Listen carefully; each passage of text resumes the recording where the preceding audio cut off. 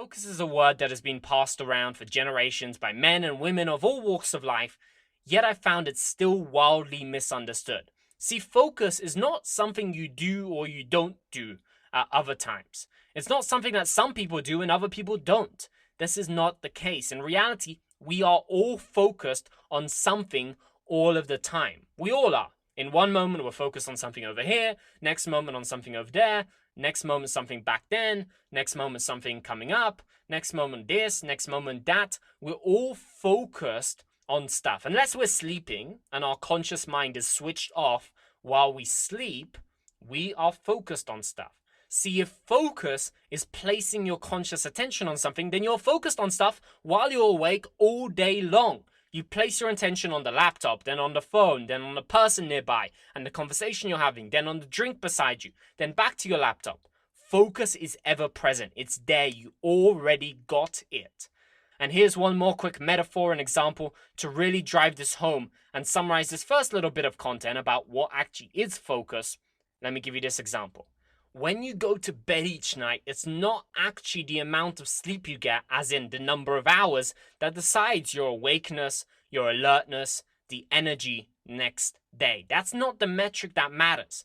See, if you've ever woken up after technically being in bed for 10 or 12 hours, yet you still feel tired the next day, you know what I mean. Technically, 10 or 12 hours of sleep is plenty, it really is. Then why are you still tired? Why are you more tired sometimes after 12 hours in bed than 7 hours the other night? Well, as 40 plus years of sleep research shows us, it's because it's not how much sleep we get that matters so much. Rather, it's about the number of quality REM sleep that we get. And if you say, ask a mother about this, they'll be able to explain this to you better than I ever could. See, if you're being constantly interrupted by night by, say, a crying baby, it doesn't matter if you laid in bed for 10 hours or 12 hours or 14 hours, you may still not be fully awake and energized when you wake up. It's because you didn't get that much quality REM sleep. And the same applies to our productivity. If you're being constantly distracted, constantly interrupted, it doesn't matter how much time, how many hours you spend at the office, or how much time you spend with your wife, your husband, your family, you still won't get the results you want. Why? Because while you had quantity, you didn't have quality. While you may have had the first pillar in place and you're working on important projects, you weren't sustaining your focus on anything for long enough to start getting results. While you were focused all day, your focus was constantly shifting and never sustained on any one thing for long enough for you to be productive. It's not about sleep. It's about quality, deep, uninterrupted REM sleep. In that same way, it's not about focusing on stuff in a sporadic, constantly shifting way, but rather about sustaining your focus on specific things for an extended period of time. It's not about starting and stopping and shifting your focus to something else in your environment or that you're working on every few minutes or heck, seconds. No, it's not about focus. It's about staying focused, sustaining focused. Okay, metaphors and examples aside, I hope this idea clicked for you, and now you know, sustaining focus, that's the key to productivity. That's the second pillar. And doing this, sustaining focus, is what I refer to as cultivating focus ability. And I refer to it as focus ability for two reasons. Number one, to make the distinction and show the difference between ever-present focus. We all have focus. Our focus is constantly on something. Our attention is placed on something.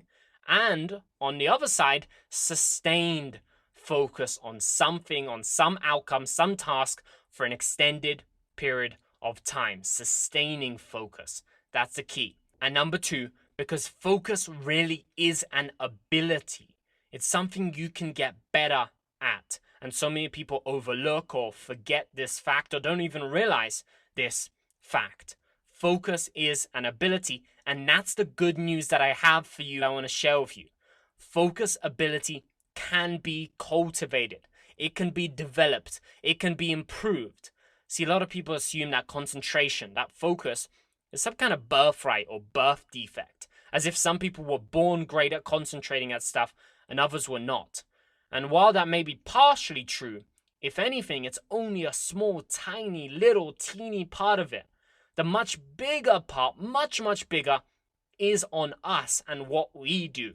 See, focus ability is less the result of genetics and more the result of you, your environment, your mindset, your past experience, and whether or not you actually train this ability. It's something that can be improved. It's not like a static thing that you either have or you don't have and you're stuck at a certain level of concentration and focus. Rather, focus ability is like a muscle. It can be trained and it can become stronger and better over time. And studies and research over the past few decades particularly show us this. Studies such as the study of neuroplasticity, which shows us just how changeable and adaptive the brain is, prove this. They prove that many of the attributes that we think are born, are innate, are fixed, are actually flexible and changeable and trainable, including focus and concentrations. That's right, this is the good news I have for you. So you can celebrate this good news, you can get excited about it. You can develop better concentration and focus just like you can build a muscle. See, people don't even know that they can train their focus, and so they never do it. But also, they sometimes complain that they just can't focus, or they wonder why they can't. And unfortunately, sometimes they go on to claim that, oh, they're just not a focused person, or that they just have a short attention span. They buy into that myth, but don't do anything about it. See, I've seen this in my work with people of so many different walks of life. People will say that they are not a focused person or have a short attention span, but then they'll go and devote 100% focus to a 90-minute sports game, a 2-hour movie, a conversation with a friend, or when they're cooking a meal. This shows that that person does have the capacity to focus on things for an extended period of time. It's a contradiction which shows them that, hey, they can focus.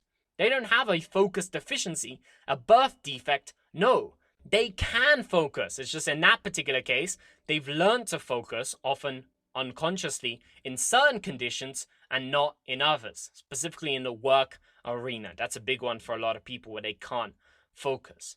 Or even if they weren't able to keep their attention on anything, they can't even pay attention to a movie without checking their phone endlessly or thinking about other stuff, and they can't even focus on a movie that people spend hundreds of millions of dollars making and advertising. Even if that's the case, that doesn't mean that they can't focus.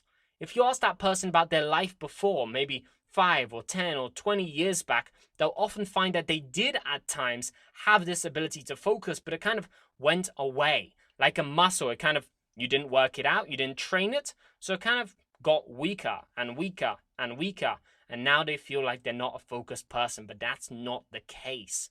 We can be focused. We can train ourselves to be more focused and to upregulate our level of focus. Either way, I'm getting a little bit off track here, going a little too deep into this conversation here, but I hope this idea is coming across. See, saying these things, claiming that you can't focus on anything for a long period of time because you have a short attention span or anything like that, complaining that you're bad at concentrating but not doing anything about it, that's like never going to a gym, never doing push-ups, never running or exercising, never implementing any strength building or weight loss exercises, and then wondering, why don't I have a six-pack? Why don't I have bulging biceps or a flat, toned stomach? It's not that you can't have it. Just that you need to train it. You need to put in the work to train it, else you don't get it. Or worse, you can downward spiral and you lose it. As the saying goes, if you don't use it, you lose it. And just like if you stop exercising over a long period of time and you lose your previously built up muscle and strength, in that same way, if you don't push and train your ability to focus and get stuff done, you'll get weaker at these things. The good news, of course, is that you can get better too. You can train and condition yourself to become largely immune to distractions and be able to pick something out, sustain your focus on the work at hand, and get that important thing done and progress and advance your life and your success and what you create and what you contribute to others. You can train it like a muscle.